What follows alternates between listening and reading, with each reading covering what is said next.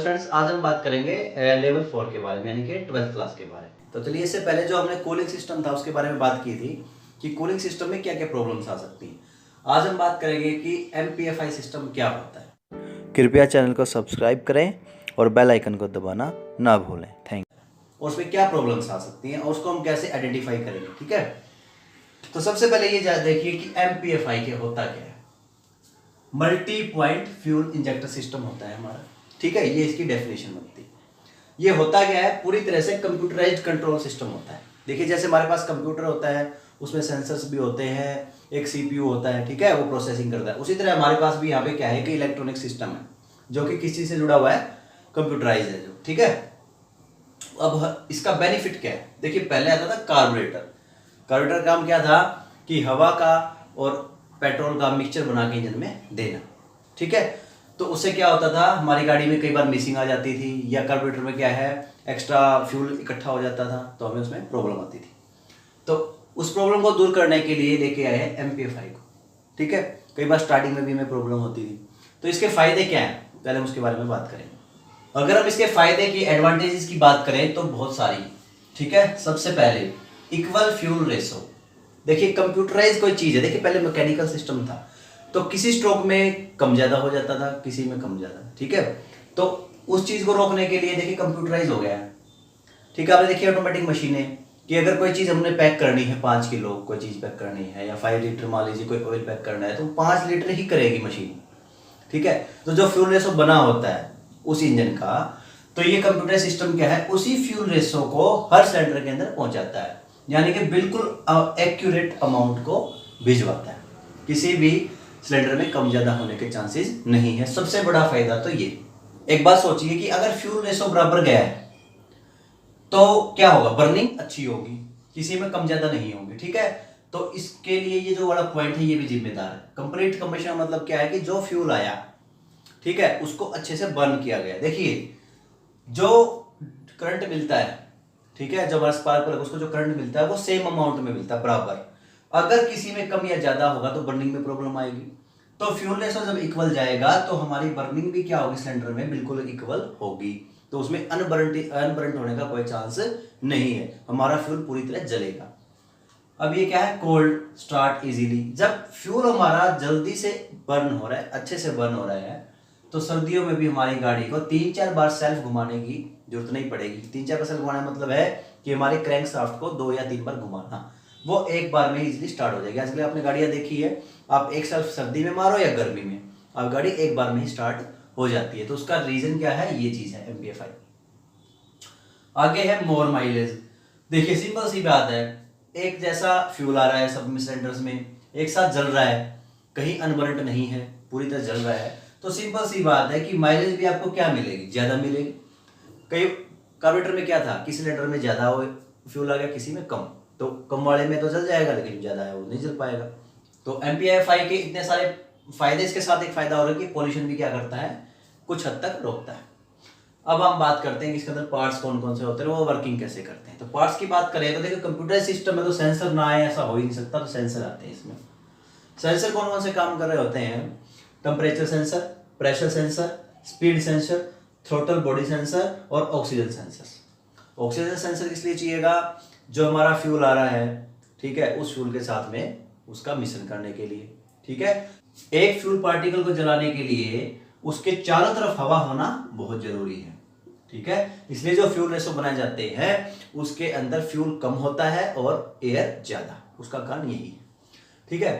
Temperature sensors क्या है, गाड़ी के टेम्परेचर को बताते हैं कि कोल्ड है या हाई हो गया है या नॉर्मल है। प्रेशर, दबाव, ठीक है।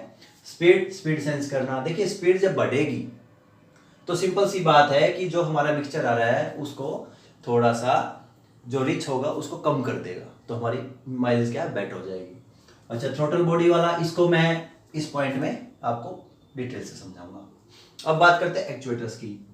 देखिए, आपके घरों में सबके अंदर टीवी है, आपके पास एक रिमोट होता है, एक सामने आपके पास एलईडी।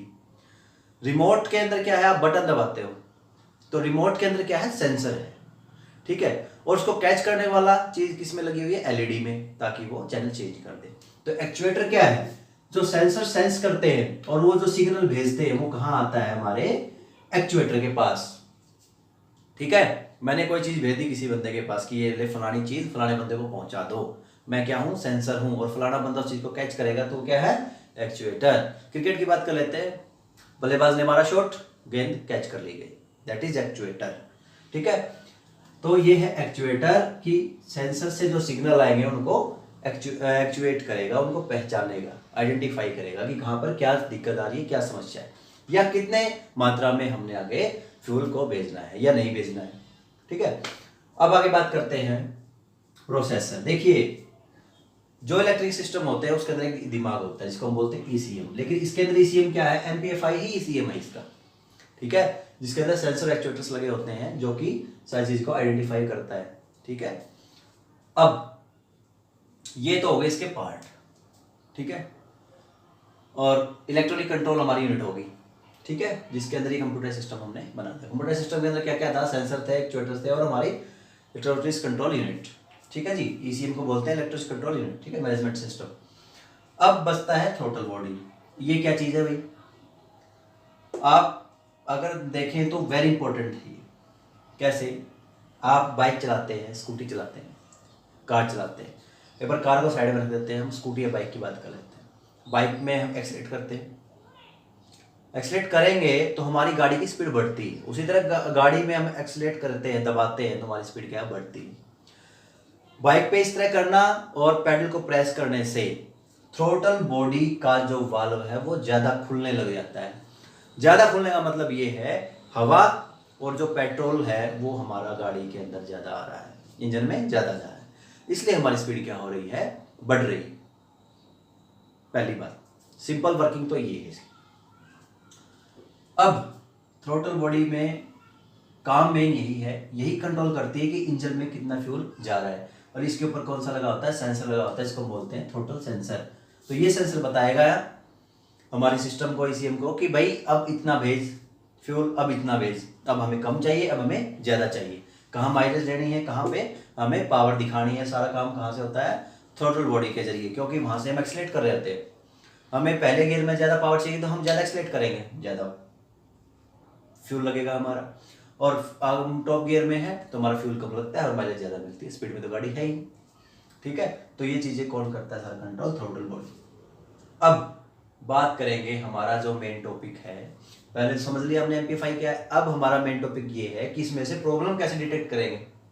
सिंपल सी बात है, प्रॉब्लम डिटेक्ट कौन कर पाएगा, जिसको पार्ट्स का पता है, जो पार्ट्स की वर्किंग का पता है। सिंपल सी बात है, या तो सेंसर खराब हो जाएंगे तो भी गड़बड़, एक्चुएटर खराब हो गया तो भी गड़बड़, ईसीएम तो फिर है ही, बैटरी डेड तो ईसीएम डेड।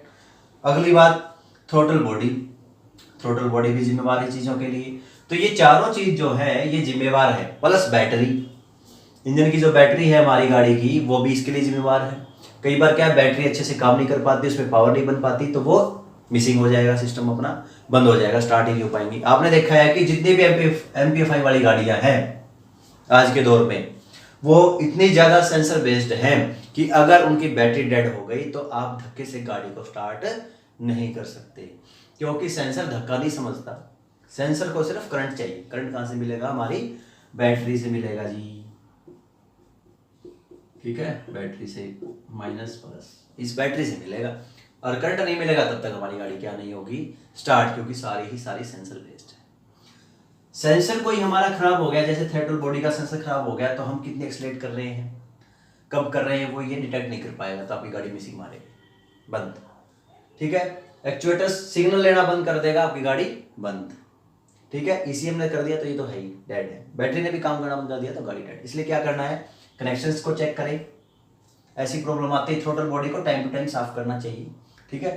थ्रोटल बॉडी में क्या हो सकता है, कार्बन जम सकते हैं, क्योंकि मिक्सर बना के भेजते हैं तो उसमें क्या है, क्या हो सकता है, हमारा कार्बन हो सकता है। जिस तरह हमारा कोई भी एक वायर है, उस वायर के ऊपर कालापन आ जाता है, उसी तरह इसके अंदर भी कालापन जमना स्टार्ट हो जाता है। तो थ्रोटल बॉडी क्या है, टाइम टाइम साफ करवा लेनी चाहिए, ठीक है। सेंसर्स और एक्चुएटर्स ये तो हमें चेक करने पड़ेंगे कि काम कर रहे हैं नहीं, मतलब पहले बैटरी चेक करेंगे, बैटरी अगर सही है उसके बाद हम सेंसर एक्चुएटर्स को चेक करेंगे, ठीक है। और जो भी चीज़ खराब है उसको हमको चेंज करवाना पड़ेगा। तो ये है इसका प्रॉब्लम ढूंढने का एक सॉल्यूशन। तो प्रॉब्लम कब ढूंढ पाएंगे, जब हमें इसके पार्ट्स और वर्किंग का पता होगा।